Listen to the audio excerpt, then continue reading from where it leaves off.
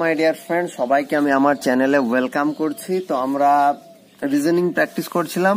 আজকে আমরা কয়েকটা প্রশ্ন নিয়ে আলোচনা করব, ঠিক আছে? দেখো, প্রথম যে প্রশ্নটা বলেছে, in a certain code language 481, দেখো আমি লিখছি যেমন যেমন বলেছে ওরা। 481 ডিনোট করছে sky is blue, sky is blue, ঠিক আছে? 481 ডিনোট করছে স্কাই ইজ ব্লু। 246 ও বলছে sea is deep, sea is deep. আর 698 বলছে সি লুকস ব্লু। তাহলে তোমাকে জানতে চাইছে what is the code for blue. এই ব্লু যে শব্দটা আছে এটা কোন ডিজিটটা দিয়ে ওকে কোড করেছে। তাহলে ভালো করে দেখো, এই দুটোর মধ্যে এরকম কোশ্চেন আমরা আলোচনা করেছি, কি মিল আছে? স্কাই ইজ ব্লু আছে, সি ইজ ডিপ আছে, ইজ মিল আছে, ইজ। তাহলে ইজ ভালো করে যদি দেখো, এখানে 4 8 1 আছে, 2 4 6 আছে, অর্থাৎ 4 মিল আছে। তাহলে ইজ হচ্ছে আমার 4, ঠিক আছে? ইজ হচ্ছে আমার 4।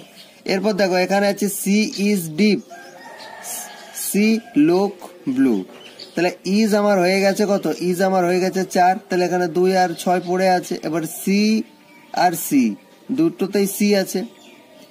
তাহলে সি যদি এখান থেকে দেখো 6 9 8 আছে, 2 4 6 আছে, তার মানে 6 কমন আছে দুটোর মধ্যে, এবং এই দুটোর মধ্যে সি কমন আছে। তাহলে সি সমান হচ্ছে আমার 6। তাহলে সি সমান যদি আমার 6 হয়, আর আমার কি কি পড়ে থাকলো? আর আমার পড়ে থাকলো এখানে আমার কি পড়ে থাকলো? মানে ইজ হয়ে গেছে 4, ইজ হয়ে গেছে 4, আর আমার এখানে ইজ হয়ে গেছে 4। এবার দেখো আমাকে কি বলছে? ব্লু। তাহলে ব্লু কোন কোন লাইনে আছে? ফার্স্ট লাইনে আছে আর থার্ড লাইনে আছে। ফার্স্ট লাইনে ব্লু আছে, থার্ড লাইনে ব্লু আছে। এরপর আমি যদি দেখি ডিজিট গুলোর মধ্যে, ফার্স্ট লাইনে 8 আছে আর থার্ড লাইনে 8 আছে। তার মানে আমি এখান থেকে বলতে পারি যে ব্লু ইকুয়াল টু 8, ঠিক আছে? 8 ব্লু। তাহলে option C is the correct answer. দেখো, এসএসসি সিজিএল 2015 এর কোয়েশ্চেন, ঠিক আছে? চলো পরের প্রশ্নে কি বলেছে? If 2 is subtracted from each odd digit and 3 is added to each even digit in the number. আগে নাম্বারটা লিখে নি। তাহলে নাম্বারটা দেখো, এখানে আমি নাম্বারটা লিখছি 3 6 7 5 2 4 9। এটা হচ্ছে আমার নাম্বার। এরপর বলেছে 2 is subtracted from the each odd digit. এগুলো থেকে যেগুলো অড ডিজিট আছে সেখান থেকে আমি প্রত্যেকটাতে 2 সাবট্রাক্ট করব, and 3 added to the each event digit. প্রত্যেকটা ইভেন্ট ডিজিটের সাথে 3 যোগ করব। তাহলে 3 অড ডিজিট, এখান থেকে 2 মাইনাস করব। 6 হচ্ছে ইভেন্ট ডিজিট, এখান থেকে আমি 3 প্লাস করব। আবার দেখো 7 হচ্ছে অড, 2 মাইনাস করব। 5 হচ্ছে অড, 2 মাইনাস করব। 2 হচ্ছে যোগ, তাহলে 3 অ্যাড করব। 4 হচ্ছে ইভেন্ট, তাহলে এখান থেকে আমি 3 প্লাস করব। 9 হচ্ছে ওর, এখান থেকে আমি 2 মাইনাস করব, ঠিক? তাহলে রেজাল্টটা দেখো তো কত দাঁড়াচ্ছে। রেজাল্টটা দাঁড়াচ্ছে 3 থেকে 2 গেলে 1, 6 আর 3 9, 7 থেকে 2 গেলে 5, 5 থেকে 2 গেলে 3, 3 আর 2 হচ্ছে 5, 4 আর 3 হচ্ছে 7, 9 থেকে 2 গেলে হচ্ছে 7। 195357। কোয়েশ্চেন কি বলেছে? How many digits will appear twice in the new number formed. এই যে বিয়োগ করার পর, সাবট্রাক্ট করার পর যে নতুন নাম্বারটা ফর্মড হলো, এটাতে how many digit will appear twice, কোন কোন ডিজিট দুবার আছে, কতগুলো ডিজিট দুবার আছে? ভালো করে দেখো, 7 দুবার আছে। আর কি কেউ দুবার আছে? হ্যাঁ, 5 দুবার আছে। আর কেউ দুবার আছে না। তাহলে 5 and 7, তার মানে দুটো ডিজিট। তাহলে দেখো অপশন বি হয়ে যাচ্ছে কারেক্ট আনসার। ওকে, বোঝাতে পারলাম? চলো পরের প্রশ্ন দেখো কি বলেছে। এটা হচ্ছে ইউপি পুলিশ কনস্টেবল 2018 এর কোয়েশ্চেন। রমেশ গোজ টুয়ার্ডস নর্থ, ঠিক আছে? তাহলে রমেশ, এই হচ্ছে নর্থ, রমেশ নর্থের দিকে গেল। টার্নস রাইট, দেন টার্নস রাইট অ্যাগেন। এখান থেকে রাইটে গেল, এখান থেকে আবার রাইটে গেল, and goes to the left, এখান থেকে লেফটে গেল। লেফট মানে এটার লেফট কোন দিকে বলো না? এটার লেফট কিন্তু এইটা, কারণ এটা নিচের দিকে। In which direction Ramesh is facing now. তাহলে রমেশ এখন কোন দিকে ফেস করে আছে?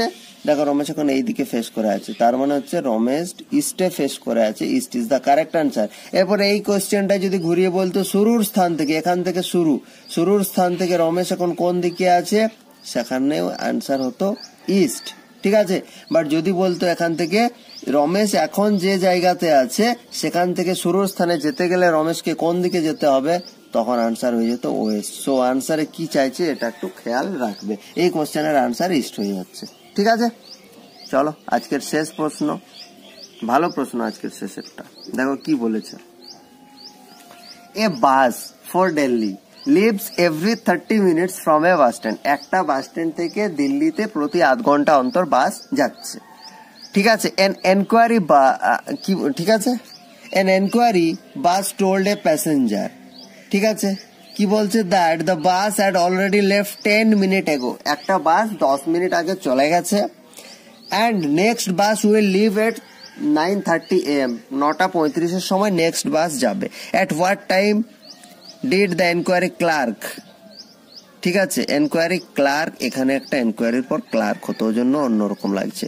Enquiry clerk give this information, মানে আমি সোজা বাংলায় বলে দিচ্ছি ব্যাপারটা কি বলতে চাইছে। একটা বাস স্ট্যান্ড থেকে প্রতি আধ ঘন্টা অন্তর অন্তর দিল্লির জন্য বাস যায় বা দিল্লির জন্য বাস পাওয়া যায়, ওকে।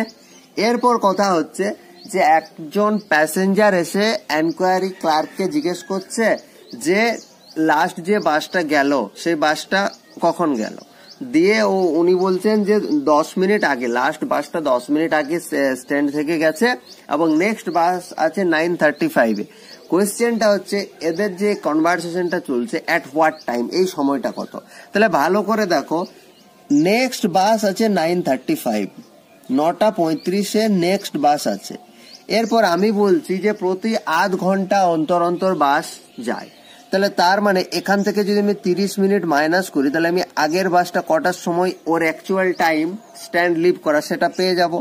তাহলে দেখো 9:05, তার মানে আগের যে বাসটা গেছে সে আগের বাসটা 9:05 সময় গেছে।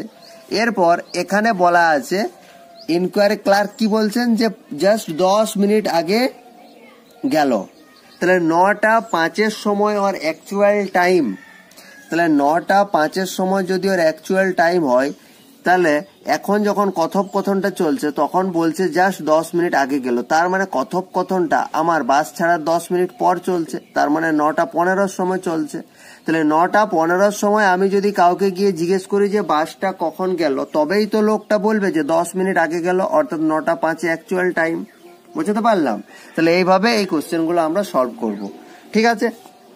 আজকে এ পর্যন্তই থাকছে, পরের দিন আবার দেখা হচ্ছে নেক্সট সেশনে। Thank you, have a good day.